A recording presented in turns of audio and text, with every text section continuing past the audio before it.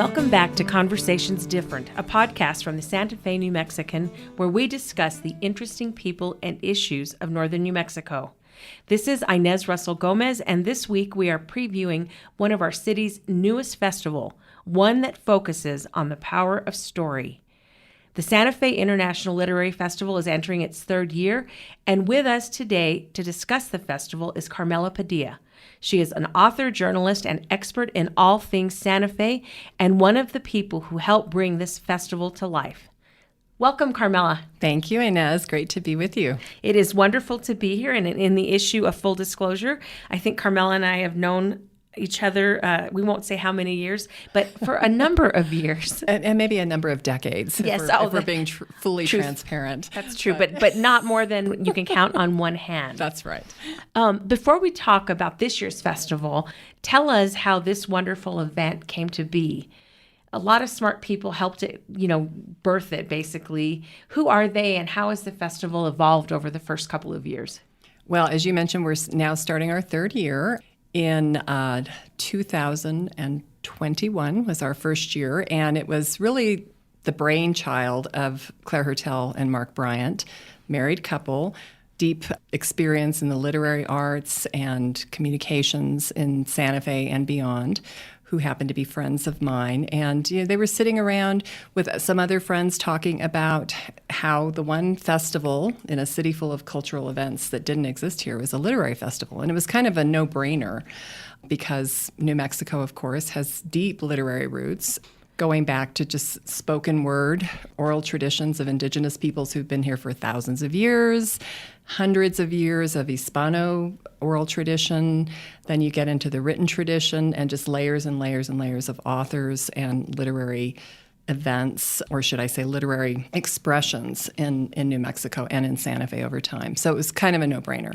I was invited into the fold, have worked for the last since the last 3 years, but more intensively the last 2 years on the project. And it's evolved. It's gotten very big very quickly. It's, I like to say, a beautiful monster.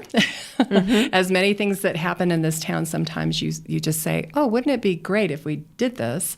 And then you do it, and you're not really sure if people will come, and they come. And people have been very responsive and really excited about this. One of the things I remember is the first festival happened right in the midst of kind of coming out of COVID. Yes. And there were people in masks. There were huge rooms, listening to someone like Margaret Atwood speak, which was like one of the highlights to this day of my life. I just was so thrilled that I got to see her in person.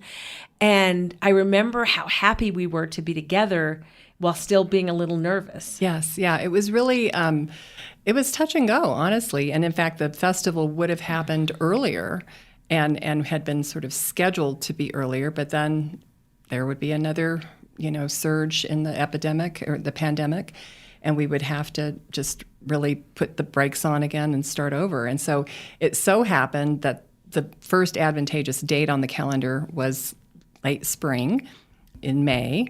And it actually ended up being a perfect time because it really sort of kicks off the summer season of cultural events. I think it's ideal. Right. And one of the things about Santa Fe is that there's a summer season and there's the high season. And we all know that when the opera gets in town, it goes into high gear. And Native Treasures was something started about a decade or so, 20 years ago. Gosh, I'm old. That kind of pushed back to Memorial Weekend. Yes. And now this pushes it back yet another week. So you have a longer window for people to come in to enjoy Santa Fe and for locals to enjoy it as well. Absolutely. And it has turned out to be an ideal time. One of the things, going back to the idea of Santa Fe having a literary tradition, talk about some of the specifics, because I think people know about the opera. They, know that we have fabulous art markets, folk art, Spanish market, Indian market. They know that there's lots of galleries and painters. But if you say, tell me books about Santa Fe, or who lived here, who was a writer, they might not be as aware. And I think this brings that to the forefront. Yes. Well, I always like to start, pre-written word, of course, with the indigenous cultures that have been here for thousands of years, having their oral traditions. Then you have a new population of Hispano traditions, Hispano residents who brought in traditions like poetry in Spanish language, corridos, which are songs, but really which are written verse, and actually started more of a chronicling of history and story. And then, of course, when we think about New Mexico being settled and, let's say, with the advent of the railroad and new populations coming in, we often think of artists, but we don't think of writers. So there were as many writers who were coming here as artists, visual artists. So at the time, in the early 20th century, people were here like Willa Cather, taking inspiration from the Southwest, writing her classic book, Death Comes for the Archbishop, based on the story of the building of the cathedral here. And maligning poor Padre. Yes. People like Witter Binner, an incredible poet. Yep. People like Alice Corbin Henderson, who was married to William Penhallow Henderson, who was a great painter and architect and furniture maker. She was a poet. Mary Austin. But you also had Hispanos, Fabiola Cabeza de Gilbert, who was writing in the early 20th century. They fed me cactus. Yes, local authors. Yep. Ruth Laughlin, The Wind Leaves No Shadow. Mm-hmm. So, we've always had this incredible mix of new voices and voices of people who live here as well. One of the things that I think is so, impressive about the newness of this festival is not just that it's gotten big in terms of people coming, but the people you've had as authors to come, because it really honors the literary tradition here, the oral tradition, the written tradition, but then it goes and connects us to the bigger world, and not just the country, but internationally. Yes. And I think that's just an incredible curating of names and voices to be here. Well, it really speaks to the level of exposure that Santa Fe has, just as name identity, just period. Mm-hmm. We are still a really small town, not as small as when I was growing up here, but, we are still a small town, but we have a big reputation. And so we have a reputation that is international. And so when you ask an author, we had Colin McCann last year, who's a great Irish author. He lives in New York part of the year, but do you want to come to Santa Fe? People already know, the story of Santa Fe. They want to be here. So many authors that we're privileged to have, who are high-level authors, internationally acclaimed, are coming here because they've never been to Santa Fe or they want to come to Santa Fe, which says a lot about our town. No, it does. I know when I was at the New Mexican a million years ago the first time, and when I was looking for a job, I said, boy, if I had been at any other little paper in the country, I would have written the obituary of, some nice lady who cooked. And instead, I got to write George O'Keeffe's obituary. And, that was a very helpful clip to have in my book, because so much happens here that you don't expect for a small town. Well, absolutely. And not only Santa Fe, but northern New Mexico, and by extension, all of New Mexico. So, great writers who we've had here are no longer with us, who you could say you became friends with because you wrote about them or you got to know them through the literary festival. I will say I was so honored to get to know Scott Momaday, right, who we just lost this year, partly through the literary festival, partly through my writing activity. Tony Hillerman, former New Mexican editor. Former New Mexican editor, my professor at UNM, which I'm just proud to say. Rudolfo Anaya, right. People who also have major international reputations who chose to be here. Yeah, I met John Nichols when they were filming Milagro Beanfield War, and we stayed friends ever since. And when we lived in Taos, seeing him out and about hiking was something that happened almost every time we went out in the woods. It was really, just one of those wonderful friendships that you have, and then you pick up as you go, and you save your letters and hopefully get to see them again. And I didn't get to see him again after we left, so I was very sad about that. John Nichols was somebody I always wanted to interview and meet and never had the opportunity to. And it was just so many opportunities that I had. Actually, I pitched stories about him over time. They didn't get accepted for one reason or another. Didn't get to write about him. Stanley Crawford, who we also lost this year. Yes. Who was a dear friend. So we're just, it really is an embarrassment of riches in terms of the people who are here, who have a voice and who have a vital voice, and also the people that we draw from far away. And on that note, we will take a quick break. And like we always do, Carmella, we ran over. We'll be back in a moment with Conversations Different.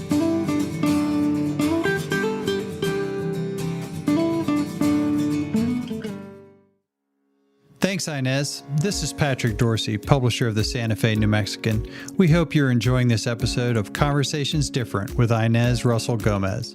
Great local content is only possible with a talented staff dedicated to bringing you the best local content possible. For that staff to do its work, we need your support by subscribing to the Santa Fe New Mexican. If you're already a subscriber, thank you. And if not, there's never been a better time to subscribe. In addition to our home-delivered newspaper that comes with full digital access, we also provide digital-only subscriptions for SantaFeNewMexican.com.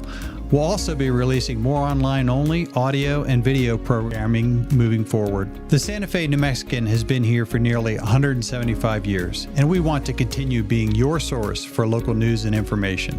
Visit us at SantaFeNewMexican.com/subscribe or call us at 505-986-3010. Thank you.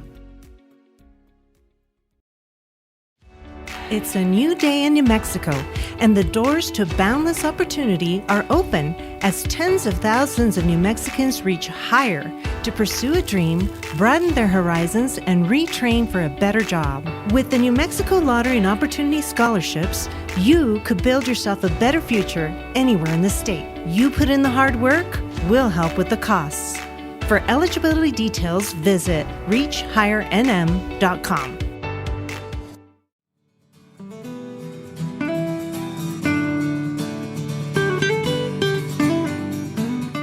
We are back talking to Carmella Padilla about this year's Santa Fe International Literary Festival.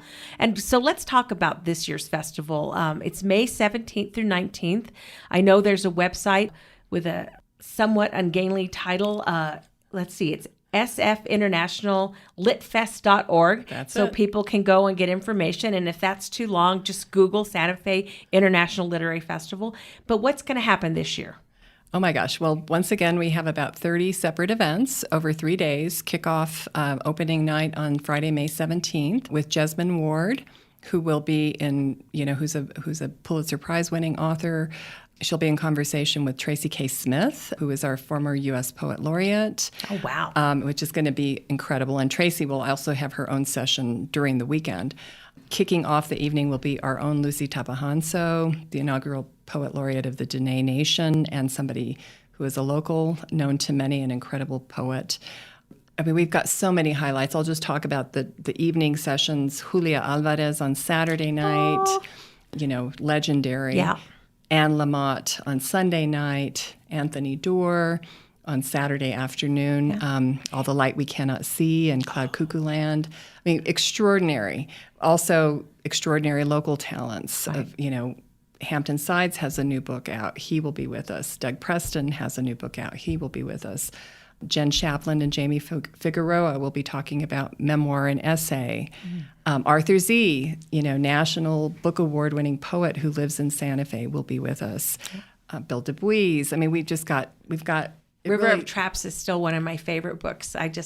He's written a billion others that are wonderful, but gosh, I love that book. And he will be in conversation with John Valent, talking really about climate change and forest fires. John Valent has an award-winning book out. I'm blanking on the title, but about wildfires. Something that we're all dealing with. One of the things that I think will be fun for people who kind of merge their culture, who like movies and who like books, is that some of the writers of Oscar-nominated films are going to be here. You've got David Gann, Killers of the Flower Moon, and Kai Bird? Kai Bird, right, who wrote the Oppenheimer book that the movie was based on. Yes, David Gran. Gran, that's right. Sorry to correct you there, but no, that's good. David Gran, yes, whose film is in the news now, Killers of the Flower Moon, but he's got a new book out called The Wager. He'll be talking probably about both. And then Kai Bird, the Oppenheimer book, which the movie was made out of, will also be with us. And he'll be in conversation with James McGrath Morris, who also lives here and a wonderful biographer. Yes. And he was the president of the local Presswomen's Club. Yes. So he gives back to his community as well. He really does. Yeah, I like the way you have the conversations, because it kind of elevates it from an interview to a discussion, which then I think goes on to spark other discussions. And one of the things I like about the focus is that you bring smart people, interesting people, passionate people together who disagree maybe on a lot of things, and you learn from each other. Right. And I think that says something about literature, says something about books. It's a place to find common ground. There's so many different subjects that you can explore, and you may not, see eye to eye on politics or environmental issues or even what's the best fiction, but actually having exposure to people who have elevated the craft of writing to such high standards and high levels of quality. I mean, you can't help but have this collective sense of just being drawn to those people. And I think that's really wonderful. One of the things that strikes me in this world where everyone is like basically nasty to each other, there's this great deal, like if you're diverse, you're lowering standards. Oh, you're woke, you're whatever. And here you've got a festival that has writers of every color, creed, background, nationality, male, female, whatever. It's all there, and it elevates the quality and it elevates the discussion. And it seems like this is a model for how to approach the idea of diversity. Absolutely. And I think we've got an advantage because we're in a community that is grounded in diversity. I mean, of course, we've got our differences. We're not really tricultural despite the myth, but, but still we've got a sense of openness. And that's one of the things about the literary traditions and just about the landscape of Santa Fe, I think, and northern New Mexico, is that we've always been open to new voices, new residents, different perspectives. And what I have seen at the festival in the last few years is that oftentimes you'll have all this diversity of authors, and there will be a theme that emerges out of all these different types of discussions. And last year, for instance, so many people said to me that they felt like these talks reflected empathy, like we really needed to have empathy for one another, whether you had agreement or not. And just because everything was so diverse, but you could always find the human element and the common ground there in these conversations.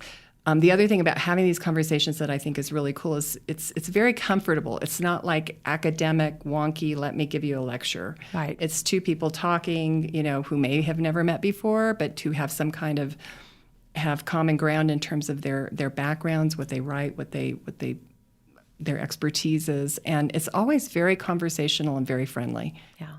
I know that people, the ones I have been to, people enjoyed them a lot. They asked good questions, and they were talking on the way out, like, guess what we just learned, and, and sharing what they thought about it. Yes, absolutely. Yeah. I love that the festival has also sought to partner with local groups.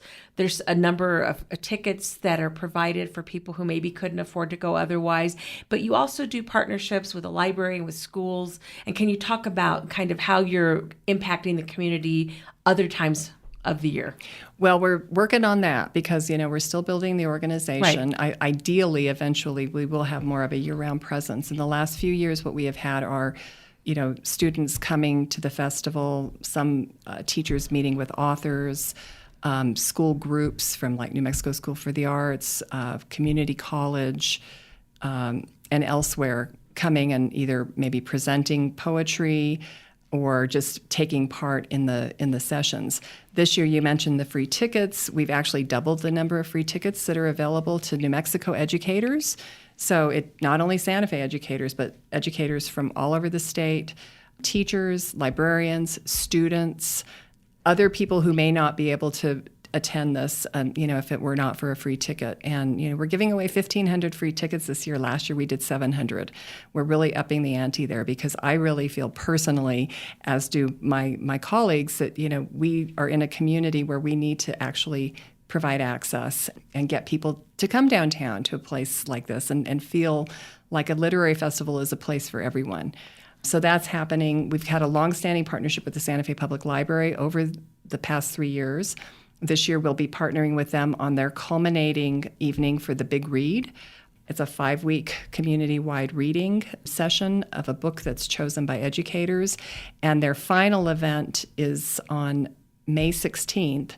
And it will be this year at the Convention Center on the Literary Festival site. We're sharing our space with them. We're providing AV for them. And it's a free community event, and we're expecting probably 600 people to participate in that. Oh, that's exciting. So it's really instead exciting. of gathering to have a big fight or watch something, you're going to gather to talk about books and reading and kind of savor the written word. Absolutely. And, literacy is such an important topic in this state. Yes. And more and more as we grow, we want to actually gain more partnerships with organizations that are promoting literacy, find ways to dovetail on their efforts and also to elevate our own efforts, because it's really something that is so accessible and should be accessible. Yeah. As I always told my kid, people who don't read work for people who do. And that wasn't nice, but he was a slow reader once upon a time. Anyway, on that, we will take a quick break, and we'll be back in a moment with Conversations Different.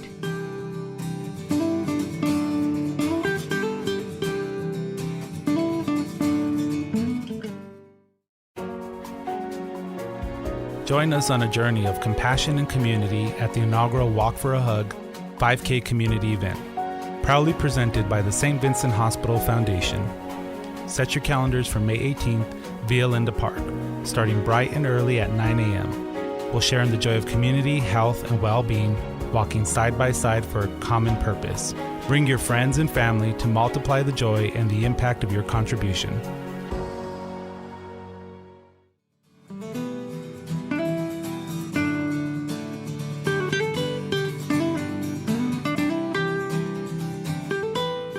We are back with Conversations Different, talking to Carmella Padilla. And let's take a little tour away from the bigger literary festival and just talk a little bit about you, because you are Santa Fe native, deep roots. You've been here since the boat got here, I guess it was a wagon, in terms of your family. How did you, growing up, a little girl in Santa Fe, decide to become a writer? Well, it wasn't that automatic. I always read these things where people say, I started writing stories when I was 5. I became a reader first, really. My mother was a first grade teacher who did not want me to learn to read too early because she thought I would get too ahead of myself. But I had siblings who were in school reading books, and I was just drawn to the written word. And so I was 4 years old, and I had taught myself to read, basically. That's why we get along. With the help of my brothers, and every once in a while saying to my mom, could you, tell me what this word is or help me with these sounds? And literally, I did read by the time I was 4. And she was worried about it because she said, you're going to get to school, you're going to read already, and all these other kids may not be reading yet. You're going to be bored. You're going to be a troublemaker. And I was. I started running away from school in first grade because I was like, these kids are just learning their ABCs. And it was boring. At North Public in Las Vegas, what they did is they made me teach everyone else to read. So they really put me to work in the classroom as their helper, and it kept me busy. And the problem kind of with early literacy is that you start to think you're really smart, and then everyone catches up and you find out, you're not that smart.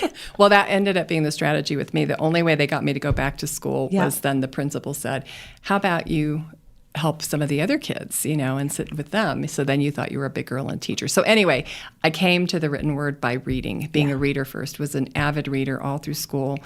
Always loved English, always, took advanced English classes, but never thought I was going to be a writer because I only thought the only avenue was to be a fiction writer and then to teach college or something. I didn't really want to be a teacher.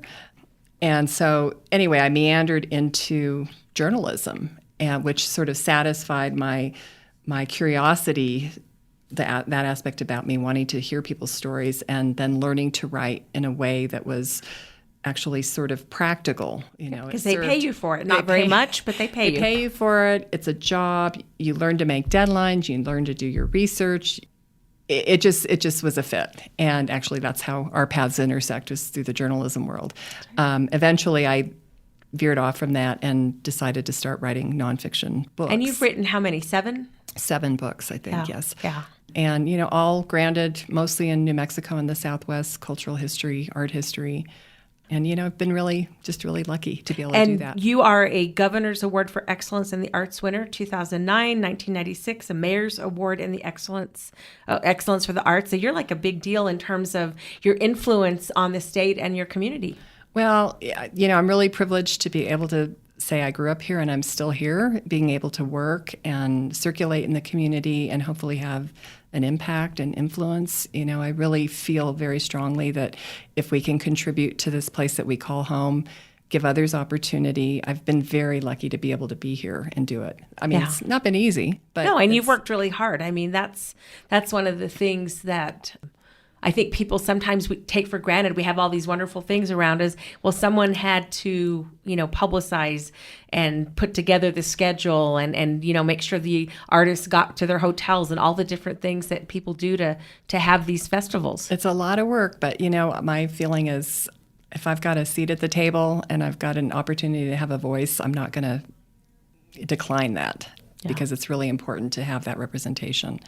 Yeah. No, it is, because as we have discussed so many times in the past, so many people come here and they like New Mexico, but they can't help but condescend to, ask me, how did someone like you go to college and become a journalist? Right. And it's like the usual way, and they don't feel it. It's not overt, but it's there. I've had that question as well, and I say, well, I grew up in a family. My grandfather was a superintendent of schools. My grandmother was she was a county clerk. My mother was a school teacher.